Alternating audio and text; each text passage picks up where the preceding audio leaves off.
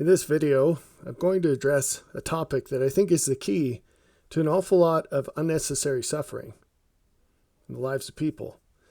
And if you were to characterize the suffering in your life, some portion of it is completely avoidable, which is wonderfully good news. The question is, what can be done to avoid it?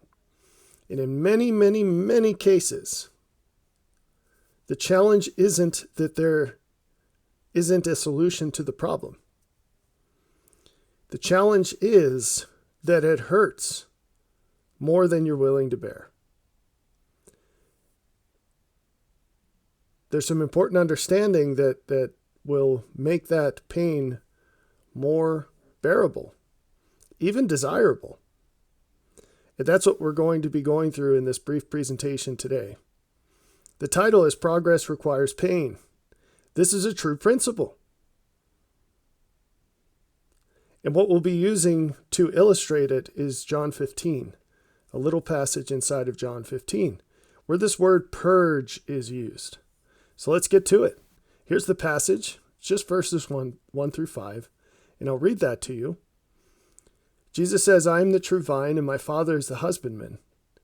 Every branch in me that beareth not fruit, he taketh away. And every branch that beareth fruit, he purgeth it, that it may bring forth more fruit. Now ye are clean through the word which I have spoken unto you. Abide in me, and I in you, as the branch cannot bear fruit of itself, except it abide in the vine. No more can ye, except ye abide in me. I am the vine, ye are the branches. He that abideth in me, and I in him, the same bringeth forth much fruit. For without me ye can do nothing. Now I have some highlights here on the screen. There's a really good way to go through this with a diagram. But before we get there, let's just go ahead and use replacement strategy to better understand what this means. What this word purge, we don't really use that too much in a modern sense. The only time I think I've ever heard it is talking about binging and purging, where it's an eating disorder where you eat way too much and then you make yourself vomit. That's the purging. Maybe that fits decently well. But to purge in this sense is to remove what can't ascend. Ascent is moving closer to God, moving up. And it also means to remove what prevents ascent. These are the two kinds of things that need to be purged before you can ascend. What can't go higher, and also what is going to prevent you from going higher. Now, those aren't the same. If you think about a set of steps, and you're trying to go up the steps, well, if you have a backpack that weighs so much that you cannot ascend the stairs with it on, that would be something that prevents you from ascending. But there's nothing preventing that backpack from coming with you except the limits of your own strength, right? There's nothing intrinsic that prevents it from going up. But there are things that can't ascend. And that maybe is more difficult to draw a real world analogy to. But these are things that can't coexist with a greater measure of God or the laws of a higher kingdom.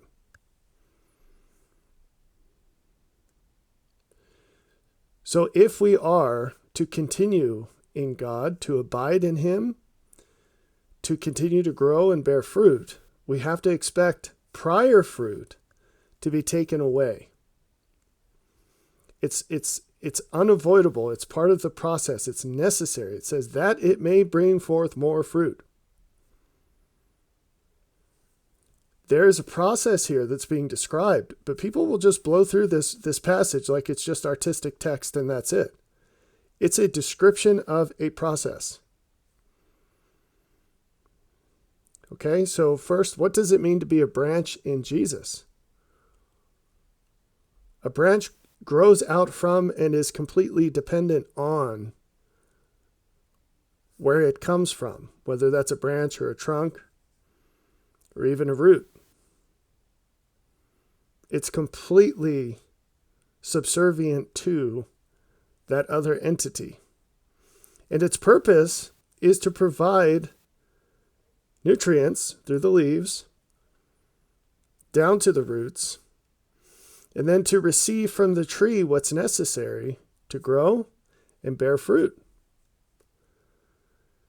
So to be a branch in Jesus requires you to be completely submitted to him in everything and to fully adopt his purpose with your whole heart, mind, and strength. That's how you graft into this vine. It's also what it means to have a broken heart and a contrite spirit. It's complete submission to God and complete adoption of his purpose and his example. That's how you become a branch in him. And if you're a branch in him, it's a living branch. You receive from him. What do you receive? The word which I have spoken unto you. Now, this is its own big old topic. You can limit that to literally the word that God has spoken to you, which would include the scriptures. But it's much more than that. Word in the ancient sense does not just mean a written or spoken word. It's every choice that someone makes. Think about that.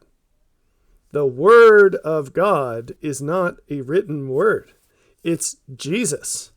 It's a living being with a character, with virtues, with examples of actions, with thoughts, with feelings.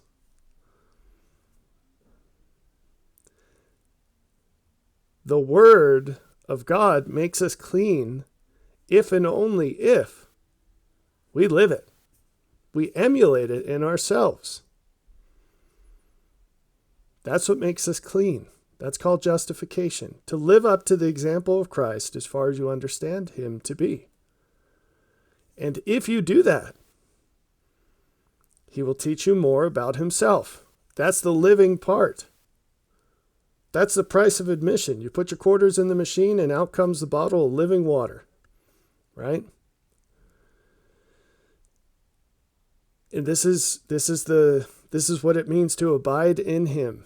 Or when he says to the people, oh, we did many miracles in your name, we did this, we did that, and he said, depart from me, I never knew you. Knew is a euphemism. Well, that's probably saying too much. It means a lot more than it does in our current common language. It's a living relationship. It's an ongoing, developing relationship. To abide in Christ is to have this living relationship. And that's why it says, abide in me and I in you. We learn more about him. We implement more of him in our lives. That's the relationship. It grows. And as he says, it's just like it works with a vine. If you chop a branch of a vine off, it'll wither up and die. There's no more fruit. And it's not alive. It's just waiting to be burned. It's all dried out. Okay? Anything it's accomplished is in the past. There's no more growth. There's no more fruit.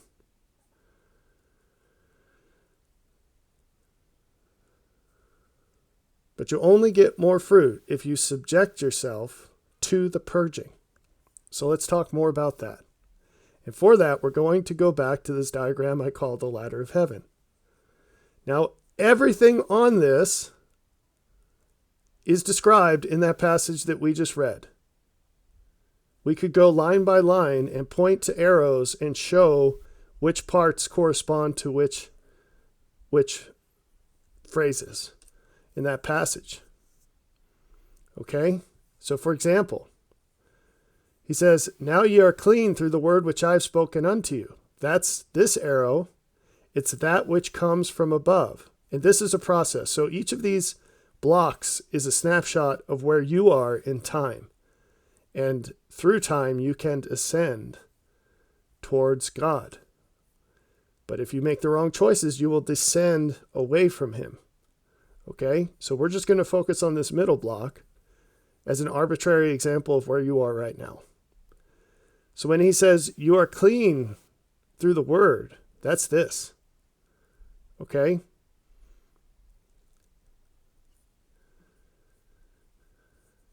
But he says, if you want to bear more fruit, you have to be purged.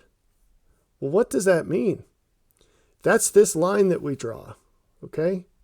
Now, coming up here, you've obtained and lived some new law, some new set of instructions, some new understanding about God or yourself or other people or reality.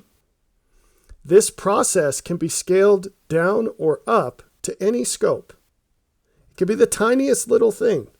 Like, hey, I learned that I should eat more broccoli. And you come up, okay?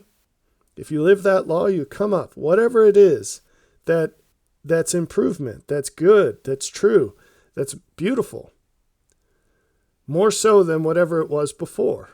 That's a law to attain. You change. You become more. So what's this law to retain? So the law to attain is this arrow. I guess that's slightly ambiguous. This line is the law to retain. Well, you come up with everything that can ascend. Then you have to resort it all. You have to reassess the value of all of your beliefs, all of your feelings and actions and thoughts. And you have to sort it all out, given this new increment of information that's come from above. The arbitrary example from before, if someone teaches you, hey, broccoli is really important, and let me tell you why, you can sort that out in your system and say like, well, what are all of my beliefs that have something to do with broccoli or something to do with the benefits that I'm being told broccoli has or the costs, and I need to resort everything in what I do, what I think, what I feel. And if there are changes, this line is reconciling to those changes. Now, in this case, it's a silly little example. Maybe what you displace is what you would eat instead of the broccoli. Maybe that's part of what gets purged. In some cases, there will be big changes. In some cases, there will be many changes of whatever size they might be. What are some examples of purging? Remember, purging is what can't ascend or what prevents ascent. Well, this might be confronting your spouse on something that you know isn't going to be particularly delightful to discuss. This might be confronting a child on something that you know that they're going to react very poorly to this. It's going to be a fight. This might be going out and getting another job because you've been given sufficient reason to believe that might be a possibility and might be for the greatest benefit. This might be losing a friend in whatever sense. Untimely death, or maybe they disown you, they ghost you. This might be losing some weight. This might be making a change and dropping a sin that you were living in before, like ceasing to lie. There are a million different examples. It's impossible to go through each one. But what you need to think of is that this line, this law to retain, it's like a sword. And you get to decide what is on either side, like a paper cutter. Have you ever used one of those big paper cutters? You get to decide where to slide that piece of paper and what is on either side of it. And what gets cut away is purged. It goes away. You leave it behind. But you do that because the part on the right is what ascends. You have to chop away what can't ascend in order to ascend. Now, what is retained? It says the law to retain. And in John, the passage we read, there's this word abide. Abide in me. Well, that's the part that comes from above. So in no case should any of that be on the left side of the line. That's actually a guiding principle on how to identify what needs to be purged. One way of filtering this is asking the question, what can't coexist with that which comes from above? So in the silly broccoli example, if you look at your food budget and there's absolutely no money to buy broccoli, guess what? You have to choose something to set aside and stop buying in order to free up the money for the broccoli. Same thing if none of your meals have any room for the broccoli. Well, what do you have to change so that there's room for broccoli? Because by definition, what comes from above is the most important thing in your whole set. It's a key principle. Because otherwise, so the whole problem with this is that the value with which we appraise things is wrong. It's incorrect and incomplete, just like everything else in our understanding. As we ascend, what we value and by how much will absolutely change. And when we receive something from above, it's a golden ticket to a more correct valuation. God is saying, hey, here's something, and it's more important than everything you've got. So whatever it has to displace, go for it. This is a glowing neon sign that shows you what cannot ascend. Anything that can't coexist with what God is showing you has to go. And what happened when Abraham was told to sacrifice Isaac? He didn't say, oh, God, you've made a mistake. You see, Isaac is the most important thing in my life. I've kind of worked my entire life in all kinds of sacrifice for everyone else. My whole life, I've done the right thing to get to the point where I finally have someone who can see me as I really am. I can go one-on-one with this guy and he gets me. And I've never had anybody like that in my whole life. And I'm an old man. This has been the whole point of everything. No, he didn't say that. He said, all right, load up the wood. Let's go. Why? Because he understood if God tells you something, that's the most important thing. That's it. Anything that can't coexist has to go. Right? So that's your cheat code is when you get the thing that comes from above, you immediately put it to the right side of the line. There's no question. Boom, right side of the line. The only question is, does it come from God? But as long as you can say yes to that, it goes on the right side. That's all there is to it. And then you sort everything else. And then you draw the line where you have to. Okay? Now, the last slide, we're going to look at this in a different way. Because remember, the whole point of this is progress requires pain. Progress requires pain. It hurts to be cut. This is the sword of truth. And it takes this whole cell is who you were before. And you cut that. You cut it. And you cut off, Jesus said, if your appendage offends you, cut it off. You cut off what cannot ascend. Because you can't ascend unless you do that. It's an anchor. It will keep you where you are. In fact, if you refuse to cut this off, what happens if you don't, quote unquote, abide? You go down. You decay. The scriptural word, one of them, there are several describing this idea, to perish, to wither, to die. You shrink, good things go away. You lose things. Where much is given, much is expected. I don't know if you see the mouse movements here. Where much is given, much is expected. Okay? And if you don't ascend as a result of the gift, You will descend as a result of rejecting it. There are many scriptures talking about that. All right, last slide. This is a different representation of the same ideas. If you are this line, and obviously we're grossly oversimplifying life as either being a positive swing or a negative swing. But what happens is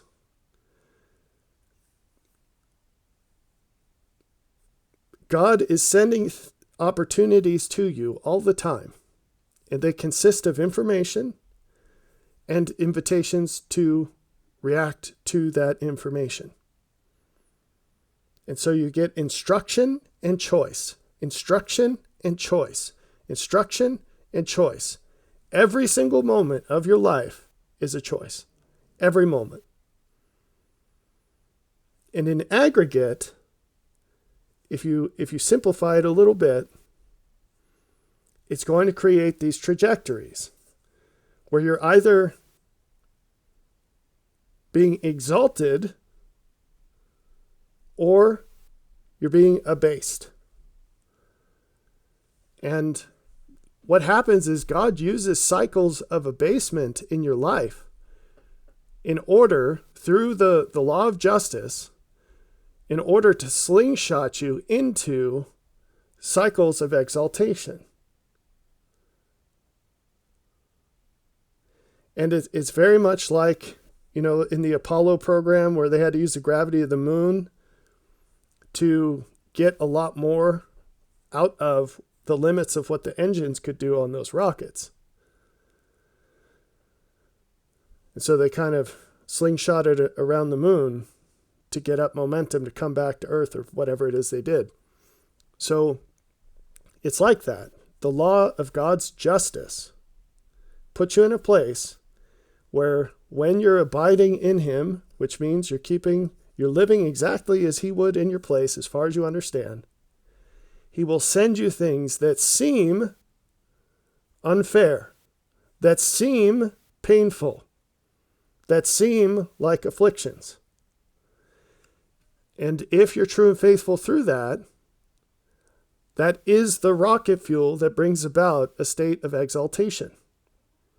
But this isn't a one and done situation. He's got multiple rounds of this prepared for you. But almost no one goes very far in this process. Why? Because they have an absolute limit on how much they're willing to suffer.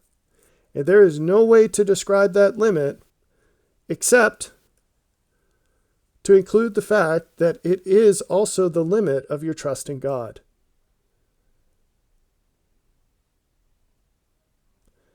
How much you're willing to suffer when you don't deserve it is how much you trust God.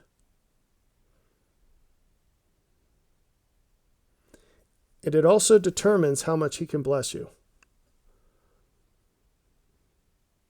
And so here's the same list of things we talked about before as possible purging.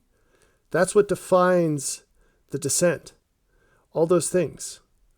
And so on the smallest scale, because we talked about these can be macro trends in your life. They can be, think of the trials of Job as one of these abasement arcs. But it can also be at the micro scale. That argument that you refuse to have with your wife because she keeps doing this one thing that's totally out of line, that could be the very thing that's limiting you from experiencing an enormously better life. Remember, the little things can be the big things, so don't fool yourself to think that the micro level problems don't have macro level blessings attached to them, to their resolution. This is a huge problem. You see, one thing that I have figured out is that God has no problem showing us what is best. It's one of the easiest things in the world to figure out. He's given us the hardware to do it almost from birth. At a very young age, we have everything needed to figure out what is best. Now, it's subject to our understanding, which means that it will only get better with time if we use it. But we already have the equipment, and it's very sophisticated equipment.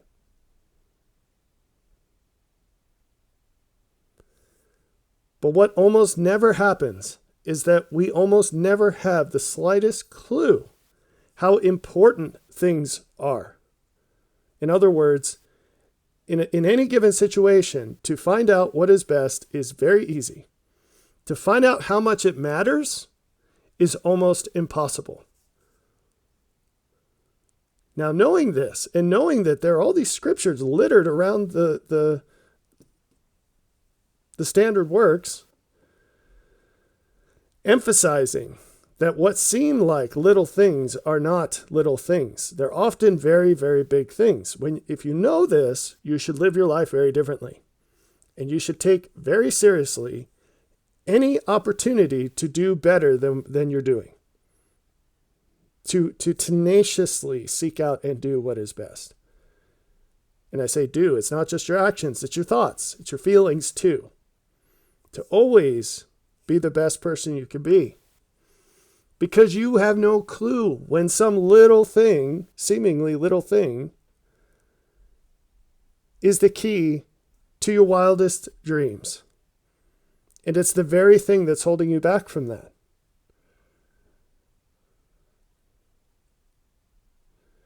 And so maybe that argument with your wife or that argument with your husband, maybe that is the very thing holding you back. And I emphasize the wife, it's almost always in that direction. There's so many men who just will not engage their wife on things that they know she could be better at. Same thing with kids today. Parents just want to give their kids everything that would maximize their present pleasure, with absolutely no thought of what the long-term effects of their choices are. They want it easy right now. They just want that shallow, oh, I'm a good parent because I give my kid what my kid wants. You have no idea what the long-term effects of that are. We could go down this list, but you get it, right? I don't want to tell my friend what they really want to hear, what they really need to hear, because I know they don't want to hear it. And if I say it, they won't be my friend anymore. Well, then you're not a real friend, are you? You're using that person for what you get out of them, but you don't care about that person very much, do you? And so on and so forth. Now, what about the macro level? These are micro level. They're in specific instances. What about the macro level?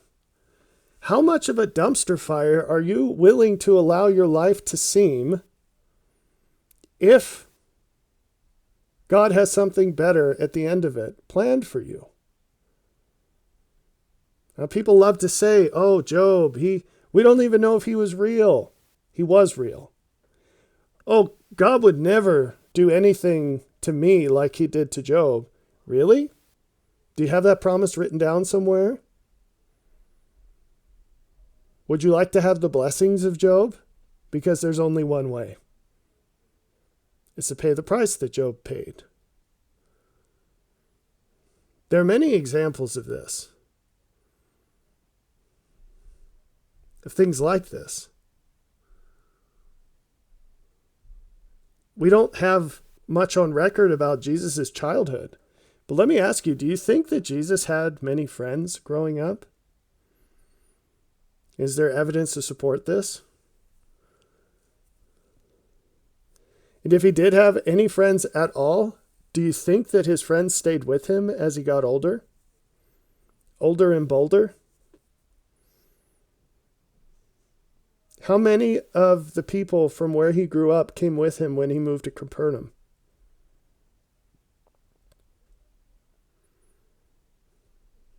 Why? Isn't this interesting?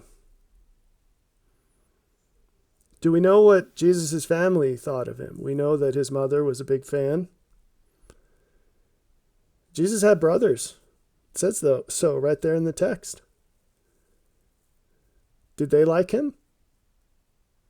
They tried to convince him to go to Jerusalem when they knew that if he did, he would be killed.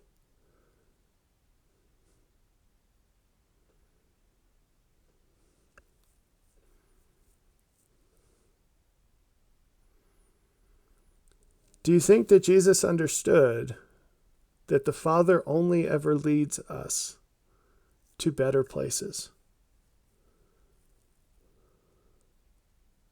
Of course he did. Didn't he pray, "Thy will be done"? Didn't he go through with what the Father commanded him to do, even though it was more brutal and painful than anything anyone else can even imagine?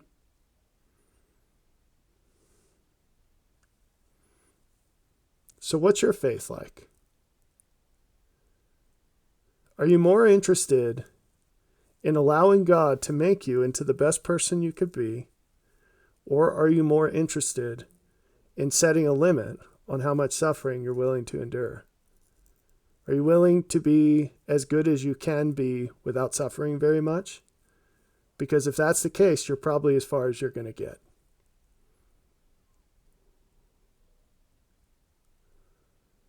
You have to believe that the fruits that the Father has prepared for you are greater than the fruits that you currently possess in ways that you can't currently understand.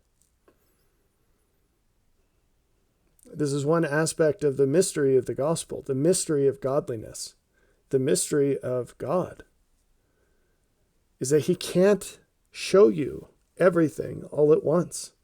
You have to be led like a sheep, not really understanding very much, except that you know who your shepherd is, and you know what he's like. And you submit to him in all things, all the time.